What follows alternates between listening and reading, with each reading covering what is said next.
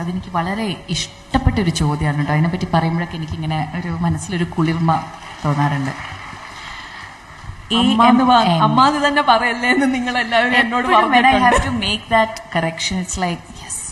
See, ഇതൊരു ഒരു കൂട്ടായ്മേനെയും insult ചെയ്യാൻ വേണ്ടിയിട്ടല്ല, ബിക്കോസ് ഇതൊരു വലിയൊരു പഠനമായിരുന്നു സർ. എനിക്കത് AMMA ആണ്, association of Malayalam movie artist. ഒരു അസോസിയേഷനാണ്, ഒരു ക്ലബ്ബല്ല, ഒരു കുടുംബമല്ല.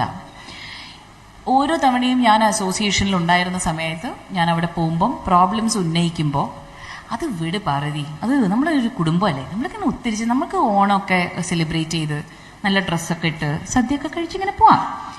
പഞ്ചായത്തിലൊക്കെ പണ്ടൊക്കെ കണ്ടു വരുന്ന രീതിയിലുള്ള വോട്ടെടുപ്പുകളാണ്.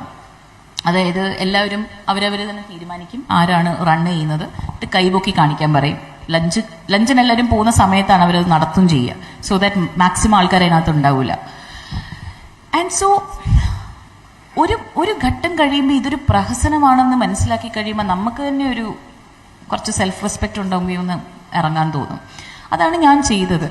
പ്രതീക്ഷ ഒരുപാട് ഉണ്ടായിരുന്നു തുടക്കത്തിൽ. കാര്യം ഈ പറഞ്ഞ ഇടവേള ബാബു അവരൊക്കെ ഞാൻ അസോസിയേഷനിൽ തുടങ്ങിയ സമയത്ത് ബാത്റൂം എന്ന് പറഞ്ഞ ബേസിക് സാനിറ്റേഷൻ നമ്മുടെ വർക്ക് പ്ലേസിൽ ഇല്ല എന്ന് പറഞ്ഞപ്പം അതിനെ സപ്പോർട്ട് ചെയ്ത് അതിനൊരു പെറ്റീഷനൊക്കെ ഫയൽ ചെയ്ത് അത് അവർ സപ്പോർട്ട് ചെയ്യാൻ കാരണമുണ്ട്.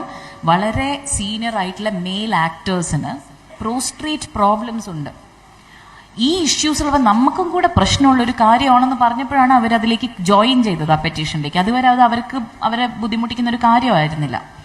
അങ്ങനെ കഷ്ടപ്പെട്ട് എങ്ങനെയോ വർഷങ്ങളെടുത്ത് ബാത്റൂം പാർവതി എന്നുള്ള പേരൊക്കെ വന്ന് അങ്ങനെ പതുക്കെ പ്രൊഡ്യൂസർ അസോസിയേഷൻ ശരി എന്നാൽ പിന്നെ ഒരു ടോയ്ലറ്റൊക്കെ വെച്ച് കൊടുക്കാം, പോട്ടെ അങ്ങനെയെങ്കിലും മിണ്ടാതിരിക്കാം.